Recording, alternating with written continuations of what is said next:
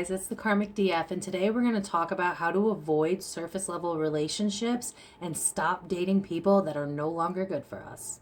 As most of us already know, a lot of the reasons that we date these people stem from childhood. So if you've had parents that weren't emotionally available, if they were emotionally avoidant, if you had parents that showed their love through like putting a roof over your head, and you lived in an environment that was full of arguments, that was full of non-reciprocation, not a 50-50 relationship, that sets the tone for the relationships in your future. That sets the tone for what you expect out of the relationships that you're going to be in. And that's not your fault, because you don't know any better. You learn from what you've been around. You learn through what you've been through. So as you have parents that aren't fully capable of dealing with emotions, you go out into the real world and you try to date other people, and what's happening is your mask is dating someone else's mask. Your inner child is competing with someone else's inner child. We live in a society where emotions for the past few decades have been considered weakness, have been considered that sensitivity is a bad thing. We have, as a society, been congratulated for being strong, for not feeling our feelings, for not talking about our feelings, for not healing. How many times do they tell you to get on a pill before you actually get into the depth of why you feel the way you do, why it is you have anxiety, why it is you have depression? It's not so much about getting to the core of it, right? It's about causing less of the symptom when you take these meds. So as a society, we aren't taught to heal and be our best selves so that we can be our best selves and show up for not only ourselves, but other people as well. So as you're beginning to date, as you're beginning to open yourself up again, you have to realize that people can say whatever they want to say, but their actions are going to show to you who they truly are, what they truly mean, what they're going to really be for you. Don't ignore the red flags that you've ignored in the past. We were born with a gut instinct. We were born with intuition. We are all connected. We are all energetically connected. And when something doesn't feel right, we tend to ignore that because society never taught us that that's something that we need to listen to. Oh, you're too in your head. Oh, you have anxiety. But a lot of times it's your gut, it's your intuition telling you, hey, this person is an energy vampire, right? Where they really just want to suck the life out of you. They don't want to be a 50-50 partner. So I'm sure the question that we're all going to ask is, how then do we meet the right person for us, right? Well, the first thing you need to focus on that might help you get out of the loop of feeling like you're not enough is realizing that most people, if you're monogamous, we are looking for that one person. And we tend to break our own hearts when other relationships don't work out, because then we think something's wrong with us. Then we think that we're unlovable. But in reality, life is a never-ending growth process. We have to date numerous people to figure out what we like and what we don't like, what we will accept and what we won't accept. And during this COVID pandemic shutdown, we've all started to go internally. We've all started to work on ourselves. We've all started to figure out, where these things come from, why we're hurting, what happened to us to make us become the way that we are. And we're learning that through prior generations, we've skipped the divine feminine in all of us, men and women. We all have it, the ability to be in touch with our emotions. And because of society, we think that that's weakness again. And then we sabotage our relationships because we're both going in our ego. We are both scarred people, right? We've all been through really tumultuous relationships or just, unbeneficial relationships, and you have that in your subconscious mind. So then you go and you date new people and you're like, oh, I'm hypersensitive now, so I'm picking up on little things that may not actually be red flags, but just a reminder of a trigger of something that we haven't healed from the past. There are many studies that show that we all have different love languages, and that tends to be an issue as well, because some people's love language, for instance, is gift giving. And for me, that's a trigger because in my childhood, gift giving was a way of shutting me up. So I don't like gifts. Personally, for me, that is not a love language. I don't like that. I like words of affirmation. I like physical touch. We are all different people, and we are trying to find who's right for us.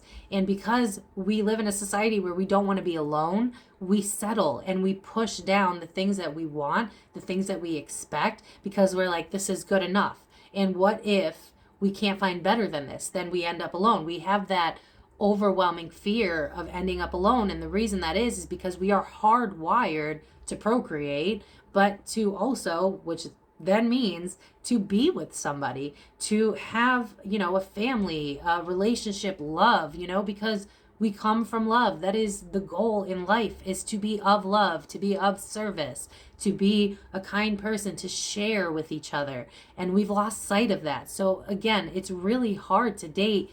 And because of the lockdowns, a lot of times your only options are dating apps, right? And who really likes dating apps? And when you're meeting people on dating apps, we're all bruised and scarred from the dating apps. So now you're dealing again with ego versus ego. You can see, you'll look at Tinder bios and it's like, don't message me if you're not gonna, like people are already scarred to the point that they put it in their bio. And that's something to look out for right away. If they have a negative attitude in their bio, they are a negative person. Let that go. If you don't want that in your energy, do not even pursue that, because they're already showing you. I don't know if anybody follows Matthew Hussey, I believe his last name is. He's a dating advice expert.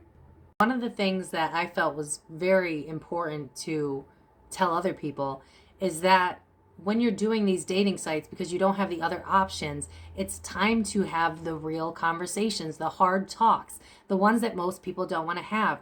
Because somebody who is genuinely open to love, genuinely open to seeing what happens with things, genuinely wanting to settle down and have a partner, they're going to want to have the hard conversations, because that's how you get closer to somebody, right? But if you're dealing with somebody with a lot of inner child turmoil, a lot of pain, a lot of ego, they can't have the hard conversations, right? And that's why you see, like, you can match with someone online, talk to them for a little bit, and then they ghost, right? Because when things get real, their inner child gets triggered and then they get scared. We have to understand that in order for us to get the relationships that we want, not only do we have to look for the red flags, stuff like that, we also have to work on ourselves. Because if we're not our best selves, then our inner child is arguing with that person's inner child. It is a constant conflict until we heal from the things that we need to heal from. So have those hard conversations, and don't solely focus on what they're telling you. Focus on what they're showing you and listen to what they have to say. If you're looking for a relationship and you're on Tinder and someone says, hey, I'm not looking for anything serious, and you go, well, I really like them, maybe this can grow into something, you've set yourself up to fail, and you need to take accountability for that.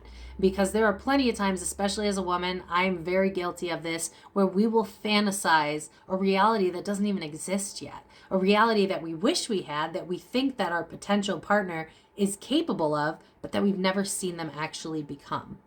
So in order to properly date, you have to realize that everybody is not meant for you, and you have to stop taking that personally. Think of this more as an interview, right? In a job interview. Who do you want to take the place of your spouse? Do you want to settle for someone that you have to stifle your voice for, that you have to die down who you are for? Or do you want to hold out for the person that's going to understand you at a soul level, that's going to be able to love you unconditionally, that's going to be able to hear you, to have the hard conversations, to be able to have conversations instead of inner child versus inner child just constantly arguing with each other? You have to know what you're looking for, and you have to be prepared to know that not everything's going to work out. We are not meant to be with all of these people, and social media makes it feel more like you're collecting people, right? Like you're collecting matches, and then you're wondering like, oh my God, I have this many matches, but I can't get a date. I can't find a relationship. Well, that's probably because most of these people aren't right for you. You deserve better. You deserve someone who understands you, who fits you well. But we have been generationally settling because we don't know how to get in touch with ourselves, and we don't know how to do that. So instead of finding our soul tribes and finding who we truly belong with, we try to fit in. We try to be the dimmer version of us so that we can find people that we mesh well with. And if you've gone through a spiritual awakening or anything like that, you'll notice that a lot of people fall out of your life. And the reason they fall out of your life is because they no longer understand you. I am not attacking anybody, but there is truth to victim mentality. You could have gone through a lot of things in your life, but it is up to you to heal that. It is up to you to move through that and be the best version of yourself. And a lot of times we don't like that because that's scary, right? There's a lot of unknown, there's a lot of uncertainty. And so we settle for mediocrity in our lives, in our relationships, in our workspaces. As you're going onto these social medias for dating and stuff like that, go in with an open heart and an open mind. Know that they're not all going to work out. Sometimes none of them are going to work out because the person that you're meant to be with, you're going to meet in aisle 5 in the supermarket. You have no idea. So stop taking these things to heart. Stop looking at the numbers and wondering why it's not working out when you have so many options. It's not about options. It's about quality, not quantity. And the moment that you can understand that you deserve the best, then it won't affect you anymore because you'll be happy alone. You'll be happy with yourself. Your peace will matter the most. And the moment that you align properly to who you are and what you want, what you're looking for, and you own that, you own who you are, is the moment that you will be at the alignment that you need to be to meet someone that's the same type of wavelength as you, someone that wants the same stuff as you. Hold out for that person. They are there. We live in a world full of like 7 billion people. Don't underestimate yourself. Take the time that you're not finding the right person to continuously build and work on yourself. You will develop this sense of inner strength, this sense of inner self-worth. You will be able to be alone and love yourself and be okay with that. And once you're okay and you let go and you surrender, that's when the people that are right for you will start to be drawn to your energy, because that is all this is. It's energy. You're not meant to align with people that are not on your frequency. If you're not the same, they say opposites attract, and to a degree that's true, but soul-wise, you have to have something in common, right? You have to have the same values, the same wants and dreams and desires for the world as a whole. You have to stop thinking that something's wrong with you, because that's how you set yourself up for failure. These dating apps were not meant for you to find the love of your life, the one. They're meant so that you can go on social media and meet and interact with people, and again, consume from other companies so that they make their money, which we won't get into that. But just take a deep breath while you're on these sites. Take a deep breath and think about, what is it that I truly want? Set the intention for that. Pick like 5.